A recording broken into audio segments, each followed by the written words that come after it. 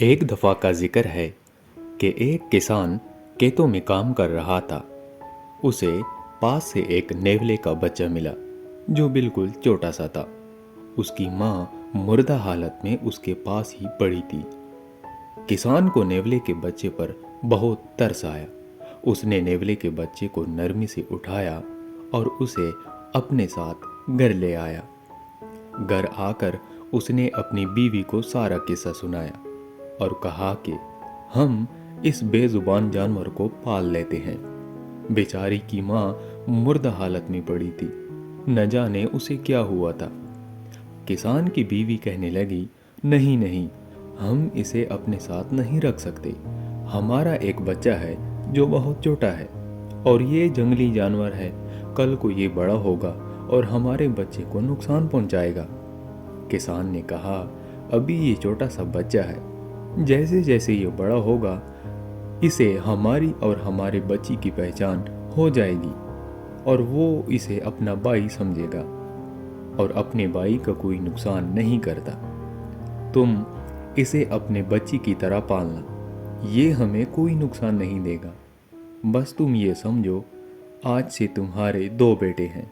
किसान की बीवी राजी हो गई और नेवले के बच्चे को भी अपने बेटे की तरह पालने लगी।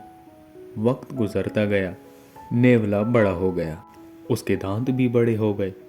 एक दिन किसान की बीवी ने किसान से कहा, मैं पानी भरने जा रही हूँ, मुन्ना घर पर अकेला है, उसका ख्याल रखना।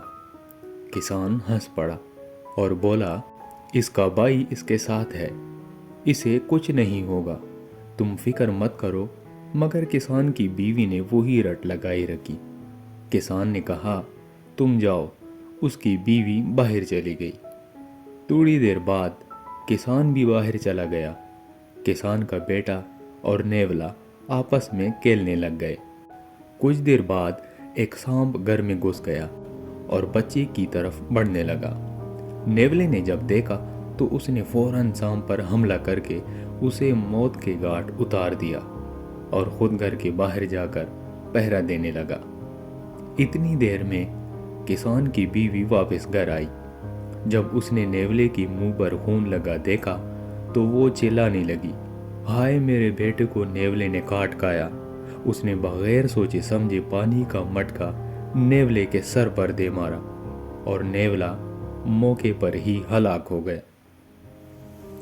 जब वो घर के अंदर दाखिल हुई तो उसका बेटा खेल रहा था और पास ही एक सांप मुर्दा हालत में पड़ा था।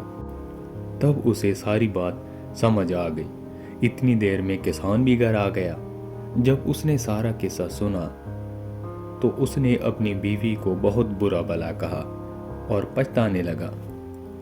किसान ने बीवी से कहा, तुमने जल्दबाजी में एक वफादार बेटा नेवला खो दिया।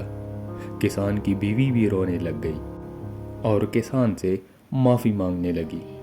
मगर नतीजा ये है कि जल्दबाजी हमेशा नुकसान का बाइस बनती है।